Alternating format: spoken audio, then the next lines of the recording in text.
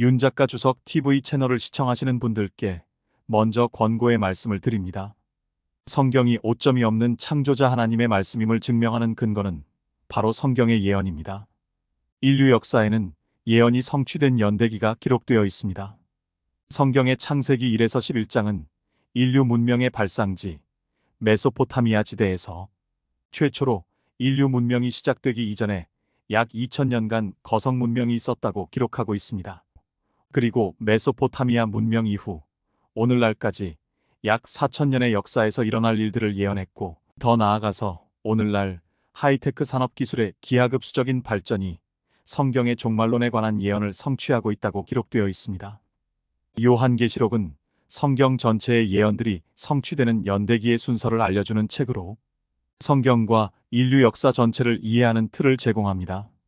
그러므로 요한계시록을 공부하는 것은 성경과 인류 역사와 도래할 인류의 미래까지도 이해할 수 있어 매우 중요합니다. 계시록 1장 3절을 보면 성경에서 계시록은 공부하는 자에게 축복을 약속하는 유일한 책입니다.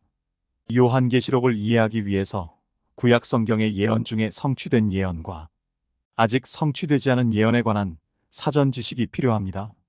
성경적 진리 1에서 7편까지의 영상에 계시록을 이해하기 위한 사전 지식을 요약해 놓았기 때문에 먼저 보시기를 권고합니다. 대환란의 시작은 적그리스도와 이스라엘의 7년 언약 체결입니다.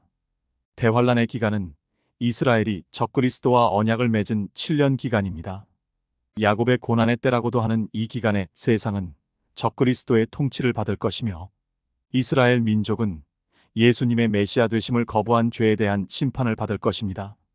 이스라엘의 유대인은 심판을 통해 민족적으로 회개하고 하나님께로 돌아올 것입니다. 이어서 지상으로 재림하신 메시아께서 세우신 천년왕국에서 이스라엘의 회복된 12지파의 유대인과 함께 세계 민족을 다스릴 것입니다. 거듭해서 반복하는 말이지만 1948년 5월 14일에 재건된 이스라엘 국가는 대환란이 끝나면서 메시아의 천년왕국이 세워진다는 예언이 실현될 것이라는 징표입니다. 이스라엘 국가의 재건 이후 대환란 이전까지 지상에서 일어날 예언들에 대해서는 앞선 영상들에서 이미 논의했습니다. 이 예언들이 모두 성취되어야 죄의 인류 역사를 종식시키는 대환란이 시작되고, 하나님께서 왕이신 메시아를 통해 통치하시는 의의 신정 통치의 새 역사가 시작될 것입니다. 세상은 현재 대환란을 시작할 조건을 조성하고 있으며 하이테크 산업의 기하급수적인 발전이 촉진하고 있습니다. 10장 환난 전반기의 사건들. 요한계시록 6장에서 18장은 대환란 시기를 다룹니다. 6장에서 9장과 17장은 전반기의 사건에 관한 것입니다. 10장에서 14장은 중반기의 사건을, 15장에서 16장과 18장은 후반기 사건을 다룹니다. 전반부의 사건과 관련하여 두 가지 사항에 유의해야 합니다. 첫째, 일부 사건은 연대기 순서대로 발생하며 한 사건이 다른 사건에 이어서 순서대로 발생합니다. 6장의 봉인심판과 8장에서 9장의 나팔심판이 이 범주에 속합니다. 둘째, 다른 사건들은 전반기에 걸쳐 순차적인 사건들과 동시에 발생합니다. 이러한 사건은 전반기에 걸쳐 5가지가 발생합니다. 이 중에 두 사건은 실제로 환난 이전에 시작되지만 전반기 내내 계속됩니다. 하나는 선지자 엘리야의 사역입니다. 다른 하나는 열왕과 열왕국 정부 체제입니다. 앞서 언급했듯이 환난 전 단일 세계 정부가 멸망한 후 세계는 열왕국으로 나뉩니다. 이 열왕국 분열은 환난 전반부 내내 계속됩니다. 다른 세 가지 사건은 2장의 뒷부분에서 설명합니다. 14만 4천의 사역과 세계적인 부흥, 계시록 7장, 두 증인의 사역, 계시록 11장. 전반기 동안 세상의 종교 문제를 통제할 바빌론 교회의 통치, 계시록 17장이 그것입니다. A. 봉인 심판. 요한계시록 6장의 봉인 심판은 환난 중 세 가지 일련의 심판 중 첫 번째 심판입니다. 이 심판들은 7년 언약의 서명으로 시작되며 온 땅에 임하는 멸망의 명령 중의 일부입니다. 이사야 28장 22절. 7봉인 심판이 있으며 7번째 봉인 심판에는 7 나팔 심판이 포함됩니다. 7번째 나팔 심판에는 7 대접 심판이 포함되어 있습니다. 7봉인 심판 중 처음 4봉인 심판은 묵시의 4명의 말탄자라고도 합니다. 1. 첫 번째 봉인 요한계시록 6장 1에서 2절. 또 그 어린 양이 그 봉인 가운데 하나를 여실 때 내가 보고 내가 들으니 네 짐승 가운데 하나가 천둥 같은 소리로 말하기를 와서 보라 하기에 내가 보니 보라 흰말 한 마리가 있는데 그 위에 탄 자가 활을 가졌더라. 그에게 한 면류관이 주어졌고 그는 나가서 정복하고 정복하려 하더라. 요한계시록은 묵시록의 첫 번째 말탄자와 함께 면류관을 쓰고 정복하고 정복하는 한 남자를 소개합니다. 흰 말을 탄 이 인물은 환난 기간에 중요한 역할을 할 것입니다.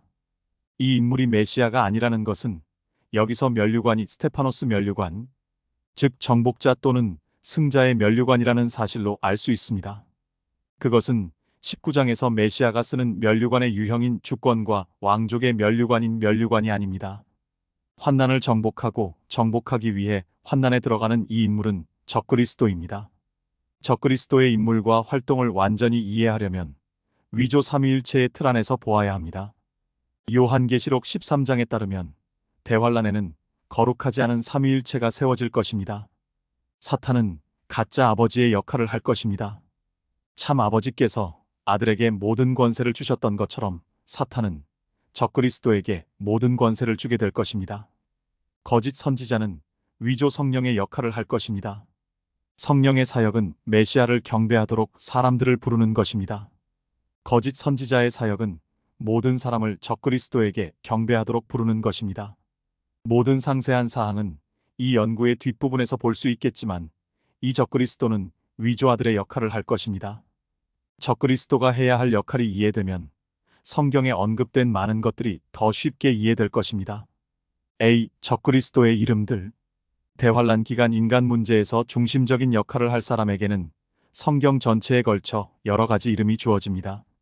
이러한 다양한 이름, 칭호 또는 설명은 적그리스도의 다양한 특징적인 측면을 묘사하고 있습니다. 이 이름들을 종합하면 사탄이 천사계에서 악의 대명사인 것처럼 적그리스도를 인간계에서 악의 대명사로 묘사합니다. 다양한 이름은 다음과 같습니다. 사탄의 씨, 창세기 3장 15절, 작은 뿔, 다니엘 7장 8절, 무서운 용모의 왕, 다니엘 8장 23절, 장차 올 왕자, 다니엘 9장 26절, 황폐케 하는 자, 다니엘 9장 27절, 완강한 왕, 다니엘 11장 36절, 죄의 아들, 데살로니가후서 2장 3절, 멸망의 아들, 데살로니가후서 2장 3절, 악한 자, 데살로니가후서 2장 8절, 적그리스도, 요한일서 2장 22절, 짐승, 요한계시록 11장 7절. 이 11개의 이름 중 6개는 구약성경에서 5개는 신약성경에서 발견됩니다. 구약성경의 이름 중 하나를 제외하고는 모두 다니엘에 등장합니다. 신약성경의 이름 중 3개는 바울이 지은 것으로 많은 저술 중 한 책에 한 장에 모두 나와 있습니다. 나머지 2 이름은 사도 요한의 5권의 책 중 2권에서 사용했습니다. 대다수의 예언학자들은 미래의 세계 독재자를 적그리스도라는 한 가지 이름으로 불렀습니다. 이것이 성경에서 가장 흔한 이름은 아니지만 잘 선택된 호칭입니다. 메시아를 대적하려는 진정한 의도를 설명하는 이름입니다. 다른 모든 이름은 본질적으로 메시아를 반대하는 데 사용할 다양한 특성을 묘사합니다. 그러나 이 다양한 이름에서 위조된 본질을 보기 시작해야 합니다. 참 아들이 여러 가지 다른 이름, 칭호 및 설명을 가지고 있는 것처럼 위조 아들도 마찬가지입니다. B. 적그리스도의 출생. 위조 아들인 적그리스도는 참 아들을 모방한 자연적 출생과 초자연적 출생을 모두 가질 것입니다. 참 아들의 자연적 출생은 유대인 여자에게서 태어났다는 것입니다. 초자연적 출생은 성령의 능력에 의한 기적적인 처녀의 임신이었습니다. 최종 결과물은 성육신하신 하나님이 되셨습니다. 1. 자연적 출생. 적그리스도의 자연적 출생에 관해서는 유대인이 될 것인지 아닌지에 관한 질문과 함께 민족성에 대한 추측이 중심이 되었습니다. A. 적그리스도는 유대인이 아닐 것이다. 적그리스도가 유대인이어야 한다고 믿는 사람들은 몇 가지 이유로 그렇게 생각합니다. 주어진 이유 중 하나는 논리적인 이유로 분류될 수 있습니다. 이 주장은 다음과 같은 논증으로 설명할 수 있습니다. 주요 전제, 유대인들은 적그리스도를 메시아로 받아들일 것이다. 부전제, 유대인들은 이방인을 메시아로 받아들이지 않을 것이다. 결론, 적그리스도는 유대인이 될 것이다. 이 주장은 유대인들이 적그리스도를 메시아로 받아들일 것이라는 주장입니다. 성경은 그런 주장을 하지 않습니다. 성경은 이스라엘이 적그리스도와 언약 관계를 맺는다고 가르치지만 그렇다고 해서 결코 메시아로 받아들인다는 의미는 아닙니다. 어떤 사람들은 이러한 추론을 확장하여 유대인들이 이방인과 언약을 맺지 않을 것이라고 말하기도 합니다. 그러나 유대인들은 과거에도 종종 이방인과 언약 관계를 맺었기 때문에 이 주장은 타당하지 않습니다.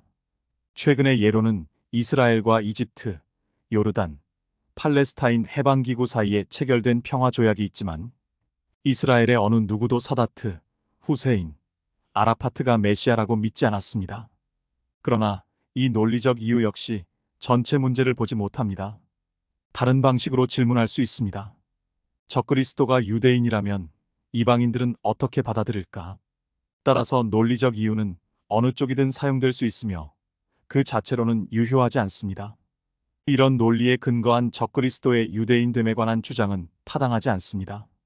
그것은 두 가지 가정에 근거한 주장이며 그중 어느 것도 독자적으로 설 수 없습니다.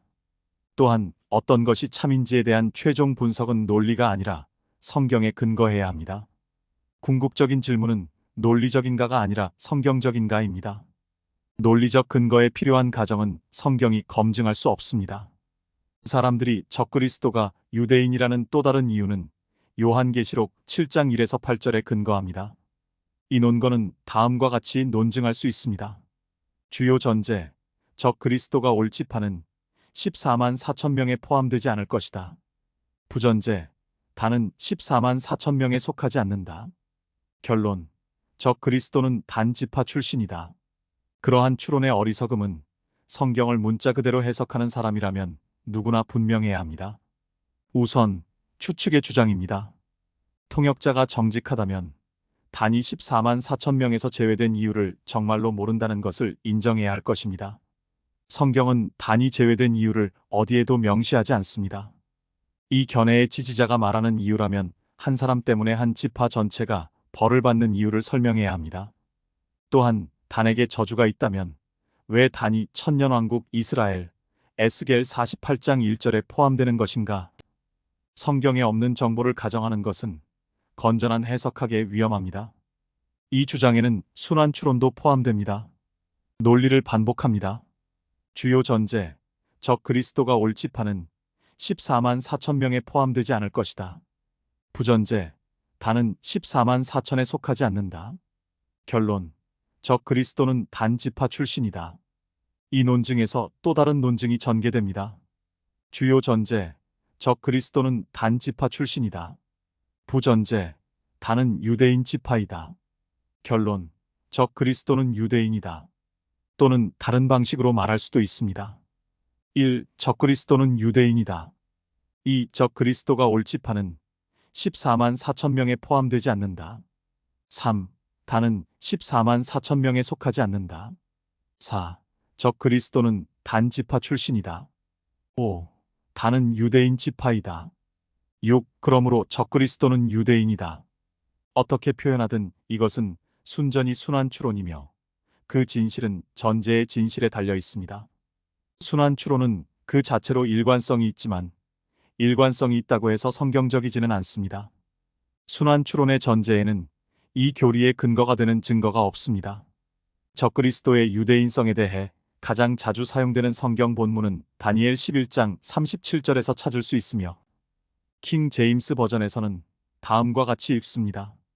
또 그는 그의 조상들의 신 하나님이나 여자들의 원하는 바를 개의치 않으며 또 아무 신도 개의치 아니할 것이니 이는 그가 모든 것보다 자신을 높일 것임이라. 전체 논쟁은 적그리스도가 유대인이라는 명백한 증거로 간주되는 그의 조상들의 신 하나님이라는 구절에 달려 있습니다. 그러나 이 구절에서 적그리스도의 유대인에 관한 주장은 킹 제임스 버전에 근거하고 있다는 점을 지적해야 합니다. 그러나 킹 제임스 성경이 원본에서 올바른 번역이라고 인정하더라도 그렇지 않은 경우 그의 조상의 신 하나님이라는 문구가 유대인에게만 사용될 필요는 없습니다. 그의 조상들의 신 하나님이라는 문구는 더 넓은 해석을 허용합니다. 예를 들어 그리스도교인 부모를 둔 아들이지만 이런 의미에서 그들의 하나님을 거부할 수 있습니다. 유대인뿐만 아니라 로마 가톨릭 신자나 이교도를 지칭할 수도 있습니다. 요한 1서 2장 18에서 19절에서 적그리스도라는 용어가 사용된 한 구절은 유대교가 아닌 그리스도교에서 배교하는 사람들을 지칭합니다. 궁극적으로 성경 교리는 히브리어와 그리스어가 원문에 가장 가까웠기 때문에 히브리어와 그리스어 본문에 근거해야 합니다. 특히 번역본에 오류가 있는 것으로 알려진 경우 번역본에 근거하여 교리를 정립하는 것은 어리석은 일입니다. 다니엘 11장 37절의 킹제임스 번역이 바로 그런 경우입니다. 히브리어를 공부하는 학생이라면 원문을 보면 올바른 번역이 무엇인지 알 수 있습니다. 그의 조상들의 신들이 아니라 그의 조상들의 신 하나님이어야 합니다. 다니엘 11장 36에서 39절의 전체 문맥에서 신이라는 용어는 총 8번 사용됩니다. 히브리어 본문에서는 이 중 6번은 단수형 god이고 2번은 복수형 gods인데 그 중 하나가 37절에 나오는 구절입니다. 단수가 대부분인 문맥에서 신들이라는 단어의 복수형이 사용되었다는 사실은 이 단어가 이스라엘의 신 하나님을 지칭하는 것이 아니라 이방신을 지칭하는 것으로 해석할 수 있습니다. 또한 이것이 본문이 올바른 번역임을 보여주는 많은 외부 증거가 있습니다. 구약 성경의 가장 오래된 번역본은 BC 250년경에 만들어진 구약 성경의 그리스어 번역본인 70인역입니다. 70인역은 이 단어를 히브리어 본문에 부합하는 신들로 번역했습니다. 킹 제임스 성경의 번역이 잘못되었다는 또 다른 증거는 유대인과 비유대인 출처의 거의 모든 다른 영어 번역본에서 신, 야훼라는 단어를 복수로 번역했다는 사실에서 찾아볼 수 있습니다. 두 개의 주요 유대인 번역본인 미국 유대인 출판협회와 이상 리저 번역본은 그의 조상들의 신들이라는 문구를 그의 조상들의 신들로 번역했습니다. 미국 표준역, 개정 표준역, 증폭 구약 성경, 새 미국 표준역, 새 국제역 등 기독교 번역본에서는 이 구절을 모두 자기 조상들의 신들이라고 번역했습니다. 또한 킹 제임스 성경을 기반으로 한 뉴 스코필드 참조 성경은 이 구절을 복수형으로 읽도록 번역하여 학계에 큰 공헌을 했습니다. 영어 본문이 아닌 히브리어 애기초안 주석은 다니엘서 11장 37절의 올바른 해석을 인정했습니다. 이는 구약 성경에 대한 손치노 주석의 공식 정통 유대교 주석과 킬과 델리취 주석의 저명한 그리스도교 주석에서도 마찬가지입니다. 이 모든 증거는 적그리스도가 유대인이라는 주장을 지지하는 사람들이 주로 사용하는 다니엘서 11장 37절이 이 믿음에 타당성을 부여하지 않음을 보여줍니다. 이 정도 규모의 교리는 이 교리처럼 킹 제임스 버전에만 근거해서는 안 됩니다. 킹 제임스 성경이 옳다고 해도 그 표현을 유대인으로 제한하지 않고 신자들에게도 유효하다는 것이 밝혀졌습니다. 그러나 사실 이 본문은 유대인 여호와가 아니라 이방신을 다루고 있습니다. 오히려 이 구절은 적그리스도가 유대인이 아니라 이방인이 될 것임을 암시합니다. 적그리스도는 이방인이 될 것이다. 성경은 적그리스도가 유대인이 될 것이라고 가르치지 않는 것으로 나타났습니다. 이것은 질문을 제기합니다. 성경은 적그리스도가 이방인이 될 것이라고 분명히 가르치는가? 대답은 그렇습니다. 이것은 성경의 유형학, 성경의 이미지 및 이방인 시대의 본질에서 사실로 보입니다. 적그리스도가 이방인이라는 것은 먼저 성경의 예표론을 살펴보면 알 수 있습니다. 적그리스도의 유일한 성경적 유형은 이방인인 안티오쿠스 에피파네스라는 인물이 보여주고 있습니다. 그 이유는 적그리스도가 이방인이어야 하기 때문입니다. 적그리스도의 이방인 성향에 대한 또 다른 주장은 성경의 비유적 묘사에서 찾을 수 있습니다. 성경, 특히 요한계시록에서 바다라는 단어가 상징적으로 사용될 때마다 바다는 이방 민족의 상징입니다.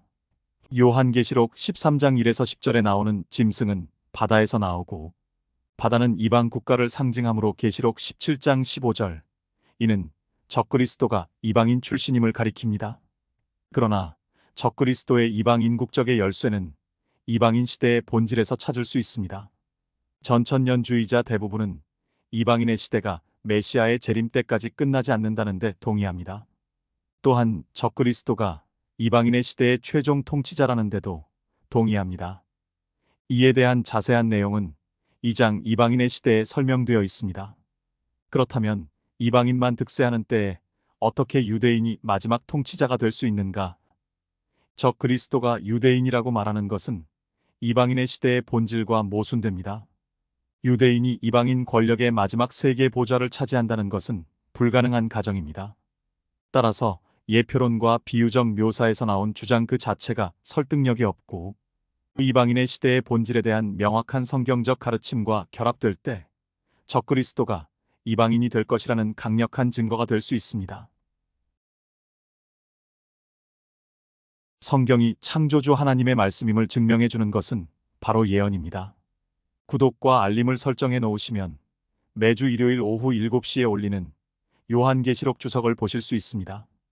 요한계시록은 구약 성경의 모세오경과 예언서들 그리고 신약 성경에 흩어져 있는 모든 예언 중에 이미 성취된 예언들과 오늘날 현재 성취되고 있는 예언들과 성취가 임박한 예언들을 구별하는 틀을 제공합니다.